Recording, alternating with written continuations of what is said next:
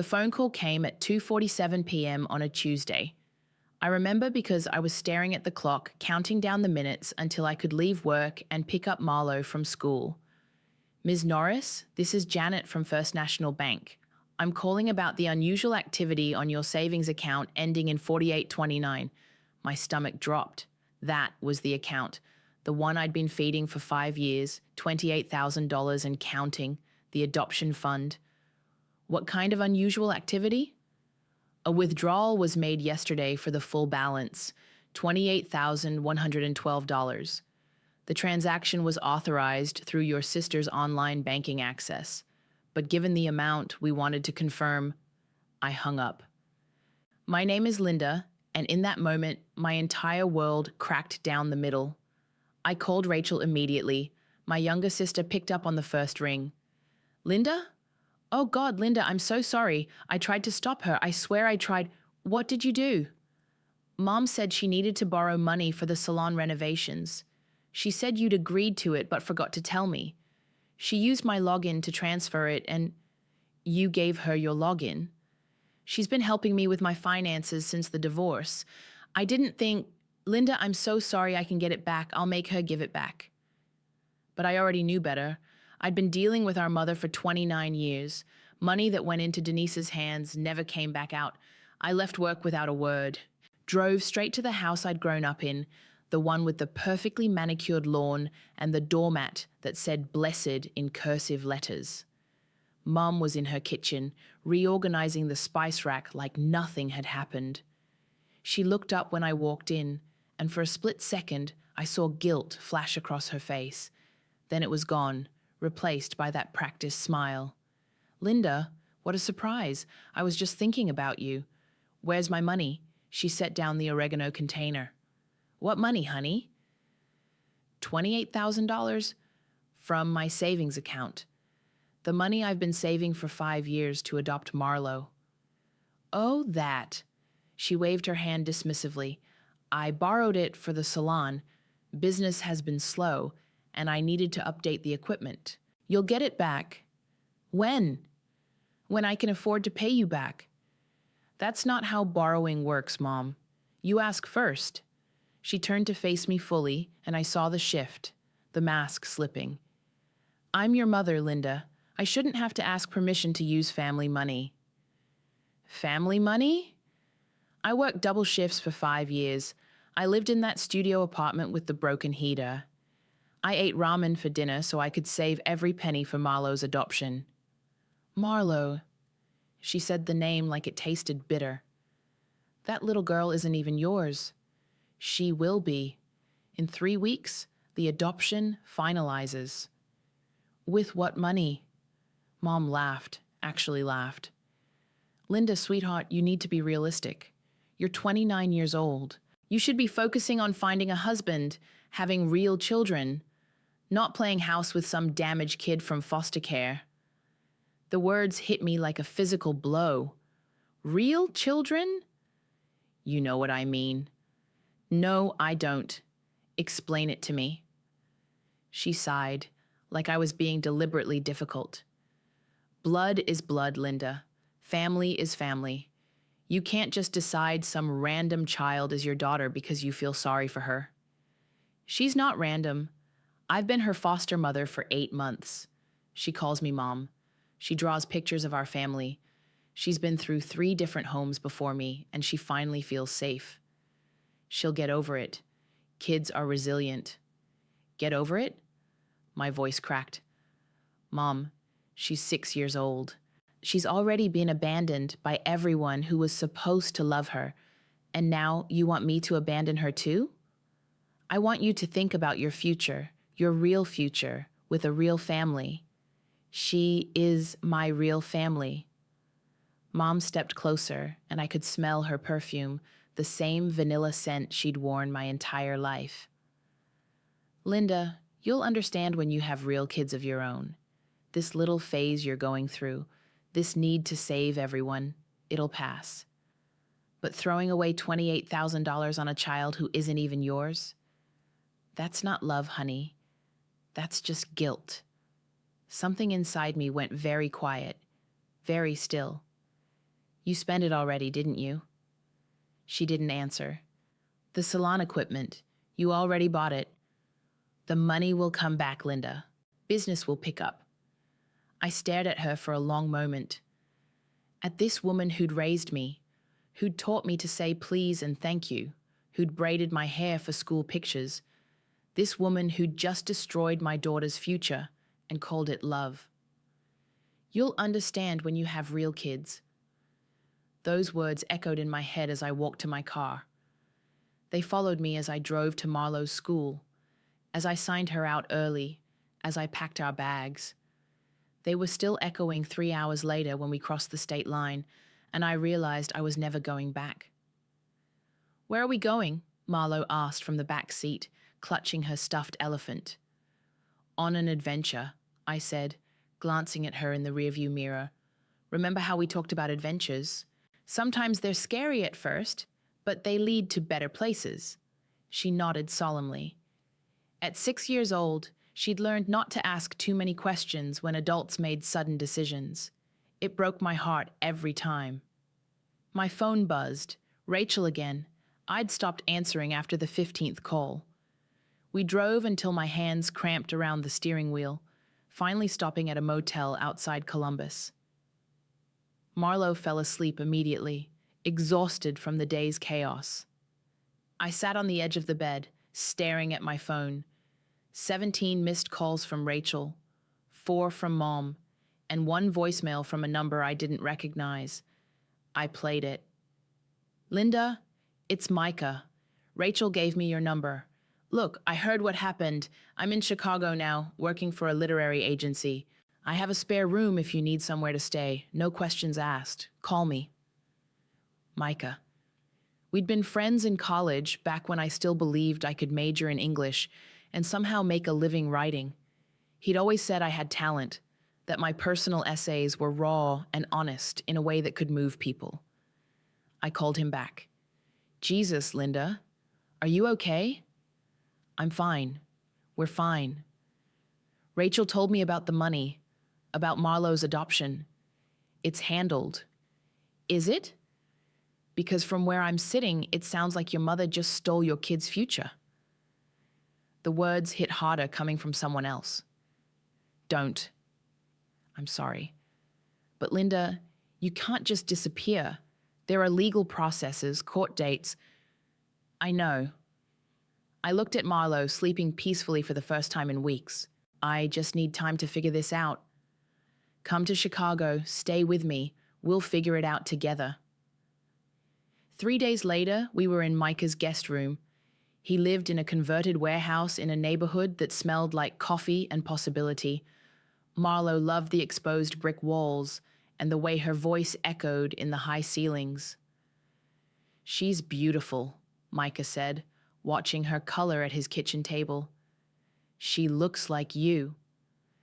People always say that about parents and their kids, even when there's no biological connection. Maybe that's because family isn't about DNA.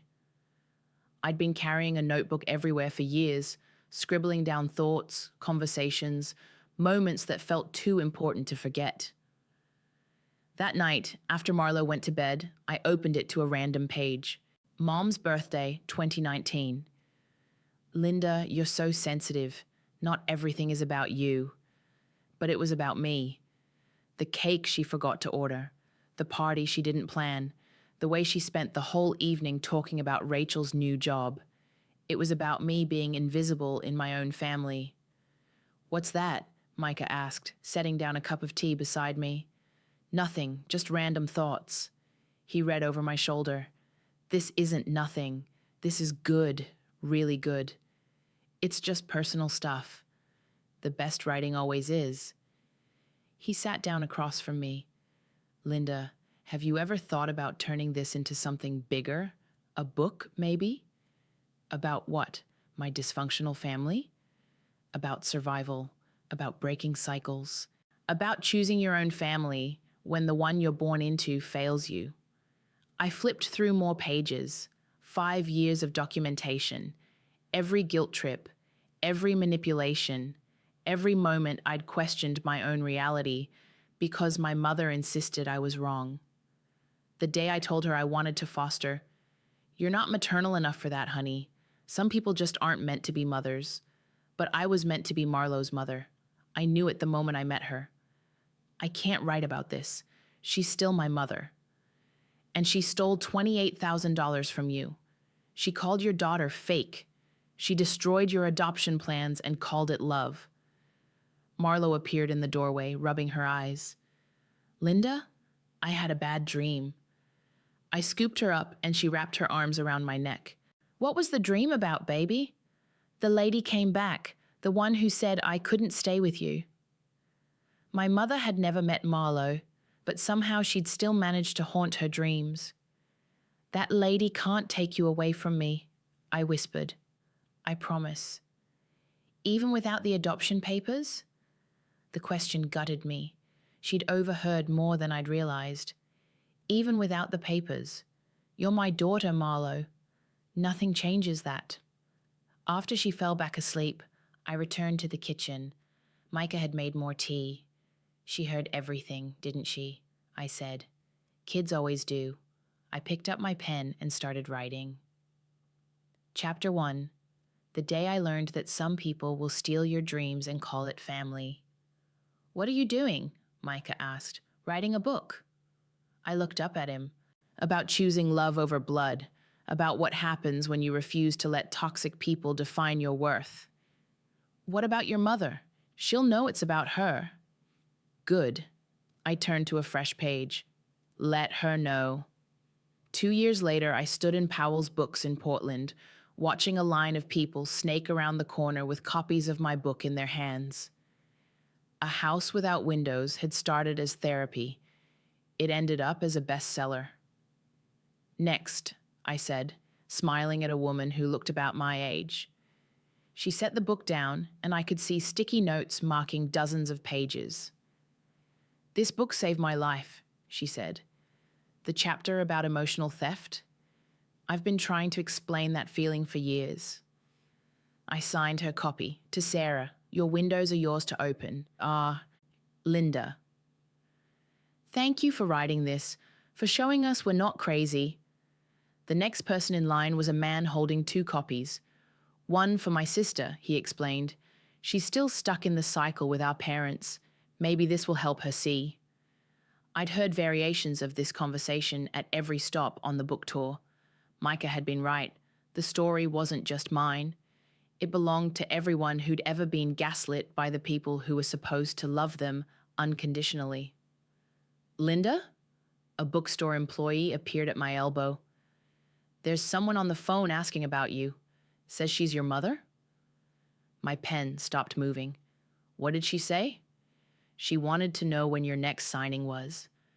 "And she mentioned something about a lawsuit?" The woman whose book I was signing looked up sharply. "Are you okay?" "I'm fine." I finished her inscription and handed it back. "Thank you for coming." But I wasn't fine. For 2 years, I'd lived in blissful silence. No calls from home, no guilt trips, no manipulation. Marlo and I had built a life in Portland.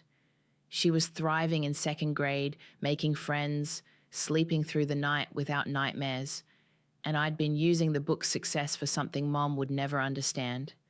13 adoptions, 13 kids who'd aged out of foster care or been labeled difficult now had families.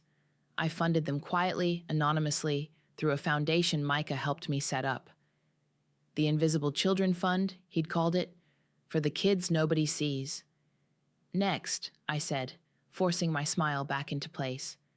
The signing continued for another hour. As I packed up, the bookstore employee approached again. She called back, "Your mother. She said she's driving up from California." "California?" "That's what she said. She'll be here tomorrow." I felt the familiar knot in my stomach, the one that had taken 2 years to untangle. "Did she say anything else?" "Just that she needs to talk to you about the lies in your book." That night, Marlo and I made dinner together in our small apartment. She'd grown 3 inches in 2 years, and her laugh came easier now. She still had nightmares sometimes, but they were about normal kid things. Monsters under the bed, not adults who abandoned her. "Mom, Jessica's mom wants to know if you can come to career day," she said, stirring the pasta sauce. What would I talk about? Being a writer and helping kids find families. She knew about the foundation, though not the details. I'd explained it simply. Sometimes grown-ups help kids who need parents find the right ones. I'd love to come to career day. Good. I told everyone you're famous now. I'm not famous, baby. You're famous to me. After she went to bed, I called Micah. She found me, I said without preamble. Your mother? She's driving up from California. Apparently she's been living there now. What do you want to do? Hide. Take Marlo and disappear again. You could, or you could face her. I'm not ready. Linda, you wrote a book about breaking free from toxic family patterns. You've helped 13 kids find homes. You've built a life that has nothing to do with her approval. What exactly are you not ready for? Before I could answer, my doorbell rang. Micah, I have to go. Don't answer it. But I was already walking to the door. Through the peephole, I could see a familiar figure on my doorstep. Older, grayer, but unmistakably her. Mom. She was holding a copy of my book. I opened the door. Hello, Linda. She looked smaller than I remembered. Tired. Her perfectly styled hair was limp and she wasn't wearing makeup. How did you find me? Your book tour schedule is online. She held up the copy. I read it. And? We need to talk. About what? About the lies you told, about the damage you've done to our family. I stepped outside and closed the door behind me. Marlo was asleep and I wouldn't let Mom's voice wake her. What lies? You made me sound like a monster, like some kind of abusive parent. I never used your name. You didn't have to. Everyone back home knows it's about me. I've lost half my clients. Rachel won't speak to me. Your father... You lost clients because people recognized themselves in the story. That should tell you something. She stepped closer and I could see tears in her eyes. Real ones. I need you to write a retraction or a sequel, something that shows my side. Your side? I was trying to protect you from making a mistake you'd regret forever. I stared at her, this woman who'd raised me, who'd stolen my daughter's future and called it love.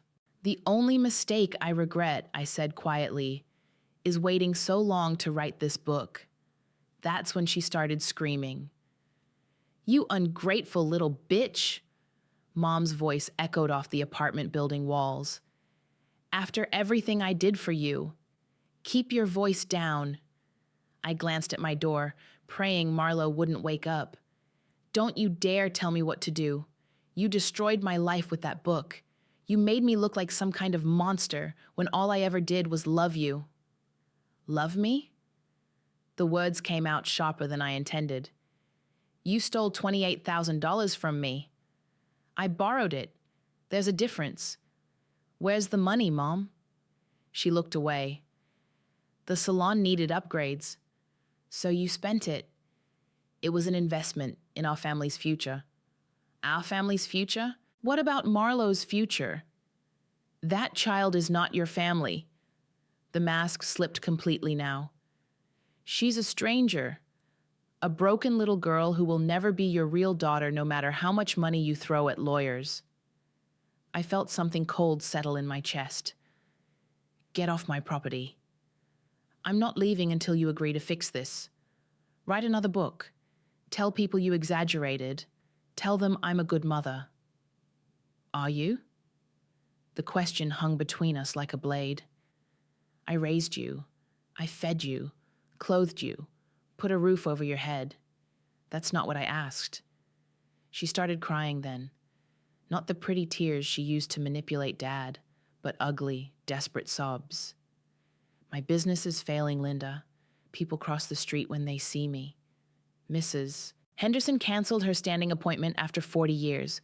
40 years. Your own sister won't return my calls. Maybe you should ask yourself why. Because of your lies. What lies? Name one thing in that book that isn't true.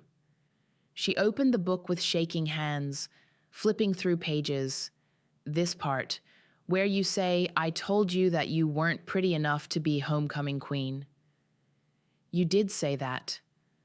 I was trying to protect you from disappointment. I was 16, Mom. I wasn't even running for homecoming queen. I just mentioned that Sarah got nominated and you said, well, you know you're not the type boys notice that way. I don't remember it like that. Of course you don't. She flipped to another page. And this, where you claim I forgot your birthday 3 years in a row. You did forget. I was busy with the salon. I had a business to run. You remembered Rachel's birthday. You threw her a party. That's different. How? She couldn't answer that. Mom, do you remember what you said to me the day you took my money? I said a lot of things. You said I'd understand when I had real kids. I was upset. I didn't mean... Yes, you did. You meant every word. You've never seen Marlo as my real daughter because she doesn't share your DNA. You've never seen me as worthy of the same love you give Rachel because I don't reflect back the image you want to see. That's not true. Then where's my money? Silence. Where are the apologies for the birthdays you forgot, the achievements you dismissed, the times you chose Rachel over me? More silence. Where's the acknowledgement that maybe, just maybe, I deserved better from my mother? She closed the book. I came here to make this right. By demanding I lie about what happened? By asking you to show some compassion for the woman who raised you. I showed you compassion for 29 years. I made excuses for you. I blamed myself when you hurt me. I kept trying to earn love that should have been unconditional. I do love you. No, you don't. You love the idea of me, the version that doesn't challenge you or make you look bad or choose other people over you. She stood up straighter and I saw the familiar shift. The victim act was over. Fine. If you won't fix this voluntarily, I'll make you fix it. How? I have a lawyer. Defamation, intentional infliction of emotional distress. I'll sue you for every penny that book made. Good luck with that. You think I won't do it? I think you'll try. And when you do, discovery will be very interesting. All those text messages you sent me over the years, the voicemails, the witnesses who heard you say things about Marlo. Her face went pale. Rachel recorded our last conversation, Mom, the one where you called Marlo damaged goods. She already did. She sent me the file last month with an apology letter. I pulled an envelope from my back pocket. I'd been carrying it around for weeks, unsure what to do with it. What's that?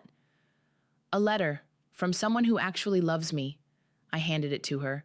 The envelope was addressed in Rachel's handwriting, to the girl who deserved better. Mom's hands shook as she opened it. Read it out loud, I said. Linda, I'm sorry Louder. I'm sorry I let her use my account. I'm sorry I believed her lies about you agreeing to the loan. I'm sorry I didn't protect you the way you always protected me.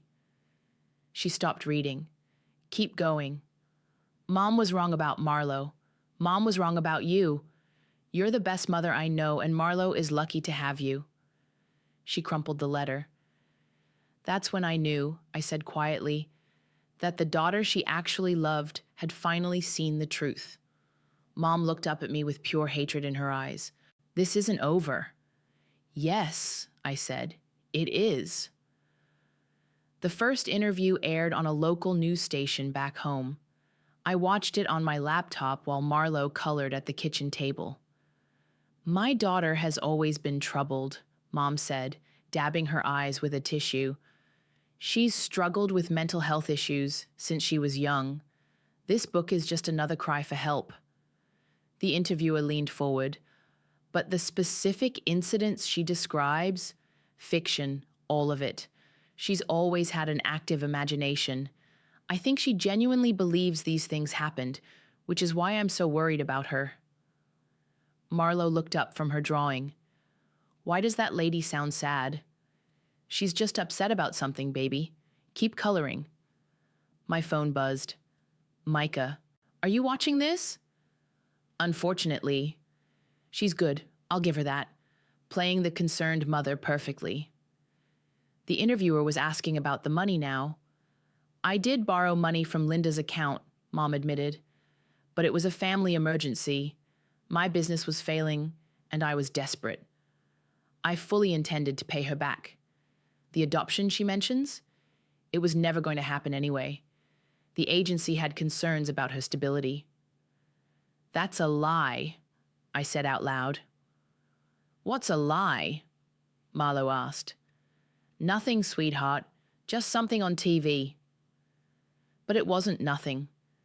By the next morning, the story had gone viral. Toxic daughter was trending on Twitter. The comments on my publisher's social media were brutal. Another millennial blaming their parents for their problems. She stole money from her own mother and then wrote a book about it? Disgusting. Mental illness runs in families. This girl clearly needs help. Micah called an emergency meeting with my publisher. The bookstore chains are getting nervous, he said. 3 more tour stops have been canceled. Because of what she said? Because of what's coming next. She's got your ex doing interviews now. I felt sick. Dominic? He's claiming you were emotionally unstable during your relationship. Says you made up stories about your family to get sympathy. We dated for 6 months 3 years ago. He barely knew my family. Doesn't matter. He's giving them what they want to hear. That afternoon, Dominic appeared on a podcast called Truth and Consequences. I listened to it while Marlo was at school. Linda always played the victim, he said. Every story was about how her mother didn't understand her, how her family was so terrible. But when I met her mom, she seemed lovely, very concerned about Linda's well-being. Did you witness any of the incidents described in the book? No, and that's what's so troubling. Linda would come home from family dinners crying, claiming her mother had said horrible things. But when I asked for specifics, the stories never quite added up. What do you think motivated her to write this book? Money. Fame. She always wanted to be a writer, but she didn't have any real talent. So she invented this tragic backstory to sell books. I turned off the podcast and called Rachel. Did you hear? I heard. Linda, I'm so sorry. I never thought she'd go this far. Is it working? Are people believing her? Rachel was quiet for a long moment. Some are. The ones who don't know her well. But the people who've seen her in action, they're not buying it. What do you mean? Mrs. Peterson from down the street called me yesterday. She said she remembers Mom screaming at you in the front yard when you were 12. Something about you embarrassing her at the school play. She remembers that? She remembers a lot of things. So do the other neighbors. Mom's version of events doesn't match what people actually witnessed. That evening, I sat on my couch with a glass of wine, reading the comments on my latest Instagram post. Most were supportive, but the cruel ones cut deep. Pathetic attention seeker. Your poor mother. She raised a monster. Hope they take that kid away from you before you damage her too. The last comment made my hands shake. I set down my phone and walked to Marlo's room. She was asleep, clutching her stuffed elephant, her face peaceful. Mom? She opened her eyes. Are you okay? I'm fine, baby, just checking on you. Are we in trouble? What makes you ask that? You've been sad since that lady came to our house. I sat on the edge of her bed. Sometimes grown-ups have disagreements, but it has nothing to do with you, okay? You're safe here with me. Promise? I promise. But as I kissed her goodnight, I wondered if that was true. Mom's campaign was working. My book sales were dropping. The foundation's donors were getting nervous. My phone rang. Unknown number.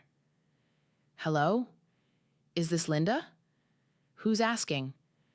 My name is Vanessa. I run an adoption advocacy center in Seattle. I've been following your story. Which version? The true one, the one in your book. I wanted you to know that 13 families reached out to me this week. They all said your foundation helped them adopt their children. I sat down heavily. Okay. They want to help you. They want to tell their stories. Show people what you've really been doing with your book money. I don't want publicity for the foundation. I know, but sometimes the truth needs witnesses. Through my window, I could see a news van parked across the street. A reporter was setting up a camera. They're outside my house, I said. Then maybe it's time to stop running from the story and start controlling it. The reporter knocked on my door just as I hung up. I looked through the peephole and saw a young woman with kind eyes. Ms. Linda, I'm Sarah from Channel 12. I was wondering if you'd like to respond to the allegations your mother has made. I opened the door. Actually, I said, I think I would. The interview aired on a Thursday. I sat in my living room with Marlo, watching myself on television for the first time. That's you, Mom. Marlo pointed at the screen excitedly. Yes, baby, that's me. On screen, Sarah the reporter leaned forward. Your mother claims you fabricated these stories for attention and money. How do you respond? I respond with documentation, my TV self said calmly.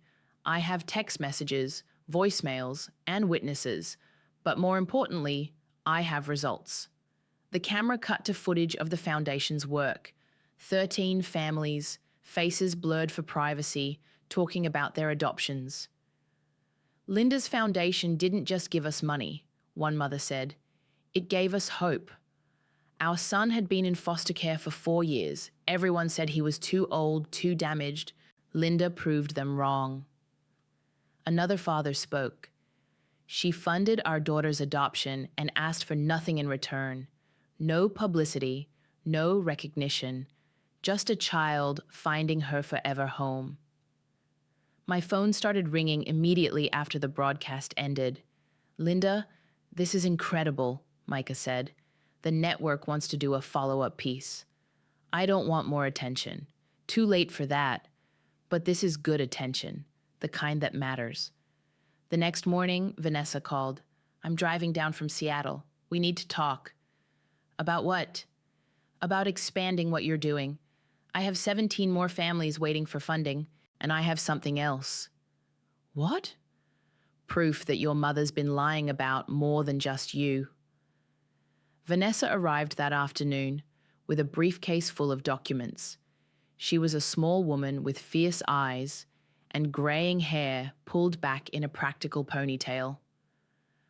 I've been investigating your mother's claims, she said, spreading papers across my kitchen table. The adoption agency she mentioned? The one that supposedly had concerns about your stability? What about it? They never said that. In fact, they have glowing reports about you. Your social worker specifically noted your dedication and emotional stability. She handed me a letter. This is from the agency director. She's willing to go on record about your mother's lies. I read the letter twice. She called them. Mom actually called them and tried to get them to say I was unfit. She did more than that. She called your employer, your landlord, even Marlo's school. She's been trying to build a case that you're unstable. What did they tell her? Nothing. Professional ethics. But she tried. Marlo came into the kitchen with her backpack. I'm ready for school, Mom. Okay, baby, let me grab my keys. After I dropped her off, I returned to find Vanessa still at my table making phone calls. Yes, that's right. 17 families. We need to move quickly before the momentum dies down. She hung up and looked at me. I'm starting a new program, the Linda Fund, for older kids, kids with trauma, kids the system has given up on. You can't name it after me. Why not? You started this. You proved it works. I just wanted to help Marlo. And in trying to help one child, you've helped 13 others. Now we can help hundreds. That weekend, Rachel called. Linda, I need to see you. You're welcome to visit anytime. No, I mean, I need to see you, in person. There's something I have to tell you, and I can't do it over the phone. She drove up from California on Sunday, arriving just as Marlo and I were finishing breakfast. Aunt Rachel! Marlo hugged her tightly. Rachel had been the only family member to stay in touch, sending birthday cards and Christmas presents. Hi, sweetheart. You've grown so much. After Marlo went to play in her room, Rachel sat across from me at the kitchen table. I have something for you. She pulled out her phone. I recorded this last week. Mom doesn't know. She pressed play. Mom's voice filled the kitchen. I don't care what it takes, Rachel. That book is destroying everything I've worked for. People look at me like I'm some kind of monster. Maybe you should consider that Linda might be telling the truth. The truth? Mom's laugh was bitter. The truth is that Linda has always been jealous of you. She couldn't stand that you were the pretty one, the successful one. So she made up these stories to get attention. What about the money, Mom? You did take her adoption fund. I borrowed it, and I would have paid it back if she hadn't run off and written that damn book. She ran off because you called her daughter fake. That child isn't her daughter. Isn't her. She's a broken little girl who will never be normal. Linda is wasting her life on someone else's mistake. Rachel stopped the recording. There's more. 3 hours of it. She admits to everything, Linda. The money, the lies to the adoption agency, even bribing Dominic to do those interviews. She bribed him? $5,000. She's been using the salon's business account to fund her campaign against you. I stared at the phone. Why are you showing me this? Because I'm tired of being complicit. I've watched her hurt you our entire lives, and I never stood up for you. I was too scared of becoming her target. Rachel. No, let me finish. When we were kids, she used to tell me I was the good daughter and you were the difficult one. I believed her because it felt good to be the favorite. But watching her try to destroy your life over a book that tells the truth? I can't be silent anymore. She reached into her purse and pulled out a thick envelope. What's that? $28,000. I took it from her business account. It's your money, Linda. It was always your money. I stared at the envelope. I can't take this. Yes, you can. Marlo's adoption can still happen. It's not too late. Rachel, if you took this from her account, she'll figure it out eventually. But by then, Marlo will legally be your daughter, and there won't be anything she can do about it. I picked up the envelope with shaking hands. Are you sure? I've never been more sure of anything in my life. That night, after Marlo was asleep, I called the adoption agency. Ms. Linda, I'm so glad you called. We've been hoping to hear from you. I have the money, all of it. Can we move forward? Absolutely. How soon can you come in? Tomorrow. Perfect. Marlo is going to be so excited. As I hung up, I realized Mom's campaign of destruction had backfired completely.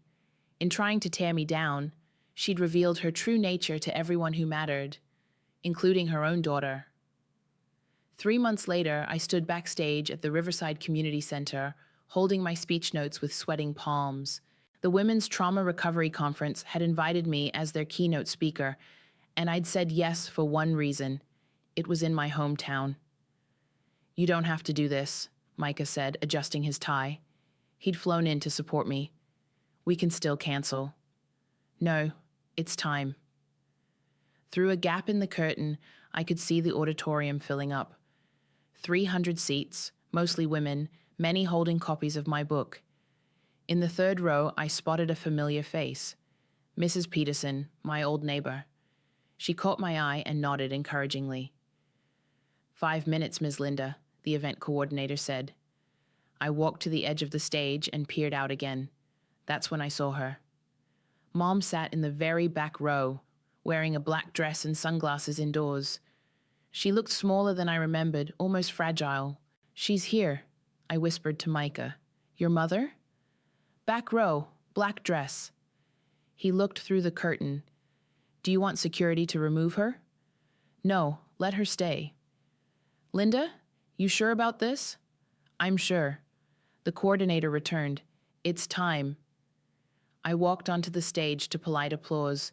The lights were bright, but I could still make out faces in the crowd, women of all ages, some crying already, some sitting with their arms crossed defensively. Good evening. My name is Linda, and 2 years ago, I thought my life was over.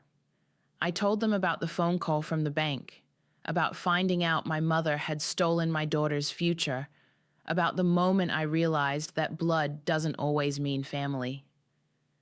The hardest part wasn't losing the money, I said, gripping the podium. It was losing the illusion that my mother loved me unconditionally. A woman in the front row wiped her eyes. But here's what I learned. Sometimes the people who hurt us the most do us the biggest favor. They force us to choose ourselves. I looked toward the back row. Mom was still there, motionless. I want to read you something from my book. It's about the moment I knew my relationship with my mother was over. I opened to the marked page. She looked at my 6-year-old daughter, a child who'd been abandoned by 3 different families, and called her fake. She said I'd understand when I had real kids. In that moment, I realized my mother had never seen me as real either. I was just a reflection of her own insecurities, a project she could mold to make herself look good. The auditorium was completely silent. That little girl she dismissed? Her name is Marlo, and 3 months ago, I officially adopted her. She is my real daughter, not because we share DNA, but because we chose each other. The applause was thunderous. I waited for it to die down. Some of you are here because you're still trapped in toxic relationships. You're still hoping that if you just try harder, love more, give more, the person hurting you will finally change. I looked directly at the back row. I'm here to tell you they won't, and that's not your fault. You can't love someone into being healthy. You can't sacrifice yourself into earning respect. Sometimes the most loving thing you can do is walk away. A woman in the middle section stood up and started clapping, then another. Within seconds, the entire auditorium was on their feet. I waited for them to sit back down. The woman who stole from me, who called my daughter fake, who tried to destroy my reputation when I told the truth about her, she's here tonight. Gasps echoed through the room. Heads turned toward the back. She's here because she still believes she can control the narrative. She still thinks this is about her reputation instead of my healing. I could see Mom shifting uncomfortably in her seat. But here's the thing about truth. It doesn't need your permission to exist. It doesn't require your approval to be valid. And it certainly doesn't need your forgiveness to set you free. I closed my book. To the woman in the back row. Thank you. Thank you for showing me what unconditional love isn't. Thank you for teaching me that I deserve better. And thank you for forcing me to become the mother I never had. The standing ovation lasted 5 minutes. When it finally ended, I looked toward the back row. Mom's seat was empty. After the event, I walked outside with Micah. The parking lot was mostly empty, but I could see a figure standing by the old oak tree near the street. Mom, I'll wait in the car, Micah said. I walked toward her slowly. She'd taken off her sunglasses, and I could see she'd been crying. That was quite a performance, she said. It wasn't a performance. You humiliated me in front of the entire town. I told my story. Your version of it. We stood there in the cool evening air, 2 women who'd once been mother and daughter, now strangers. I drove by your old salon, I said. It's closed. Business dried up after your book came out. I'm sorry to hear that. Are you? I considered the question honestly. I'm sorry you're struggling. I'm not sorry I told the truth. She opened her mouth to say something, then closed it. For a moment, she looked like she might apologize, might acknowledge what she'd done. Instead, She turned and walked toward a beat-up Honda parked at the curb. "Linda," she called without turning around. "Yes?" "You'll regret this someday." I watched her drive away, her taillights disappearing into the darkness. "No," I said to the empty street. "I really won't." I drove past the salon one more time before leaving town. The for lease sign had been up for months, but now there was something new taped to the window. A handwritten note in Mom's familiar script. "Linda, please call me. We need to talk." "Mom." I didn't stop. Marlo was waiting in the hotel lobby with her backpack and her stuffed elephant, chatting with the desk clerk about the continental breakfast. "Ready to go home, baby?" "Did you see the mean lady?" "I saw her." "What did she say?" "Nothing important." We loaded our bags into the rental car and started the drive back to Portland. Marlo fell asleep somewhere outside Sacramento, her head resting against the window. My phone buzzed. "Rachel." "How did it go?" "It went. I saw the video someone posted on Facebook. You were incredible." "Thanks." "Linda, there's something else. Mom called me this morning." I pulled over at a rest stop. "What did she want?" "She's moving, selling the house. She says she can't stay in town anymore." "Where's she going?" "I don't know. She wouldn't say, but she asked me to give you a message." "I don't want to hear it." "She said she's sorry." I sat in the car, watching Marlo sleep peacefully. "Did she say what she's sorry for?" "No, just that she's sorry, and she hopes someday you can forgive her." "That's not how apologies work, Rachel." "I know. But maybe it's a start?" "It's too late for starts." When we got home, there was a package waiting on our doorstep. No return address, but I recognized the handwriting. Inside was a photo I'd never seen before. Me at age 7, gap-toothed and grinning, holding a certificate for a school writing contest. On the back, in Mom's handwriting, "I was proud of you then. I should have told you." Marlo picked up the photo. "Is that you, Mom?" "Yes, baby. You look happy." I was. "Are you happy now?" I looked around our small apartment, at the wall covered with photos of the families we'd helped through the foundation, at Marlo's artwork taped to the refrigerator, at the adoption certificate framed on the mantel. Yes, I'm happy now. That evening, Vanessa called with an update on the foundation. "We've funded 43 adoptions now. The Linda Fund is getting national attention." "Good." "There's something else. A documentary crew wants to follow some of our families. Show the impact of what you started." "No cameras on me."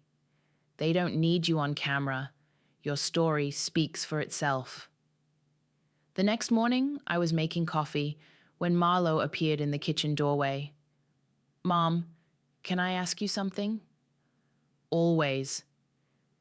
"Why didn't your mom want you to adopt me?"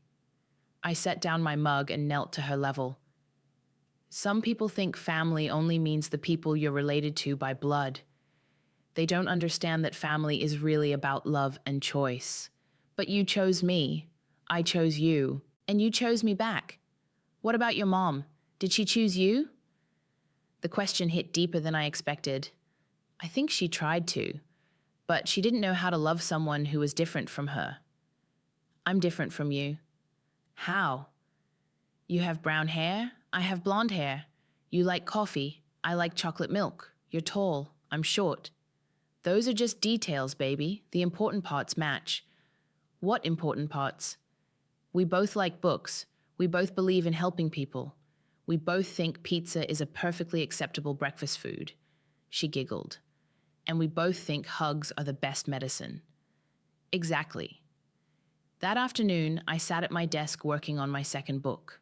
This one wasn't about my mother. It was about the families we'd helped, the children who'd found homes, the proof that love creates family better than biology ever could.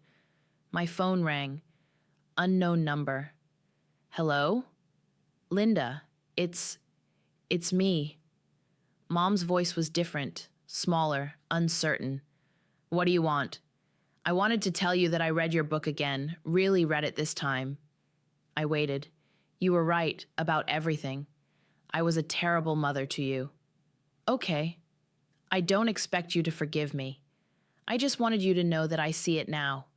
What I did to you. What I stole from you. Where are you calling from? Arizona. I moved here last month. Got a job at a small salon. Nobody knows me here. Good for you.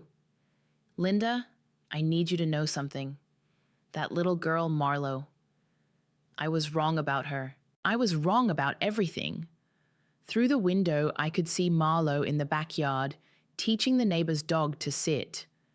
She's not little anymore, I said. She's 8 now. She reads at a 5th grade level. She wants to be a veterinarian when she grows up. She sounds wonderful. She is. I'm proud of you, Linda, for the book, for the foundation, for being the mother I never was. I felt tears in my eyes, but they weren't sad tears. Thank you for saying that. I love you. I know I never showed it right, but I do love you. I know you do, in your way. Is there any chance, someday, that we could try again? I watched Marlo run toward the house, her face bright with joy. I don't know, Mom, but for the first time in my life, I'm not angry anymore. That's enough. That's more than I deserve. After we hung up, Marlo burst through the back door. Mom, I taught Buster to shake hands. Want to see? I'd love to see. She grabbed my hand and pulled me outside. In the fading afternoon light, I watched my daughter, my real, chosen, beloved daughter, demonstrate her training skills with infinite patience and joy. In some families, silence is violence. In mine, it became justice. But sometimes, if you wait long enough, silence transforms into something else entirely. Peace.